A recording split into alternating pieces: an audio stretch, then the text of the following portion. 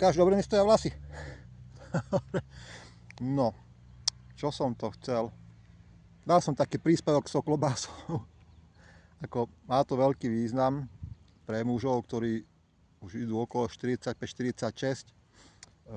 Dal by som ti do pozornosti, že treba ísť urológovi na vyšetrenia, dať si skontrolovať prostatu. A mám taký zaujímavý príklad od jedného zákazníka.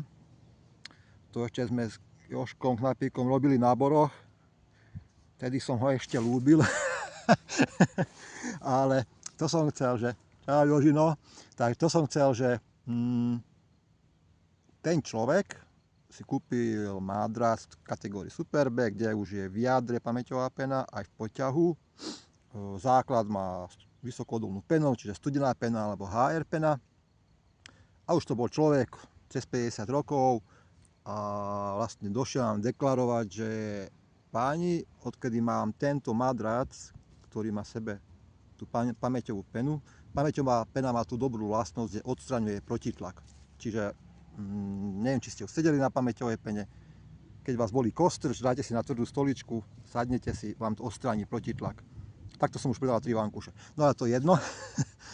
Čo som chcel, že ten pán deklaroval, že chodí o moc menej noci na záchod, čo aj sám priznal, že to má z prostaty. Veľká vec pre chlapa, ktorý môže mať troška tú prostatu zväčšenú, takže on má tam úľavu, čo aj keď zoberieme, nech ide 5 krát večer na vecko a iba raz nepôjde, tak má o 20%, to má zlepšenie. Chcel som vám to hlavne vám chlapom, ktorí máte C46, aby ste to začali riešiť. Saopalento, povedzme, to je dobrý doplnok stravy na to, alebo môžete začať aj pečeňou, čiže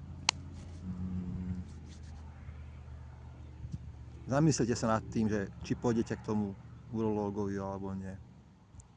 Rakovina prostaty je kurva vec. Minimálne prevencia, môžete si dať madrac pamäťovej peny alebo to Saopalento. Ak potrebujete pomôcť vybrať madrac, som tu pre vás. Môžeme zájsť aj do prespánku, povedzme.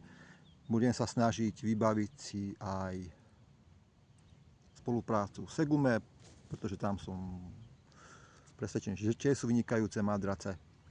Ale uvidíme.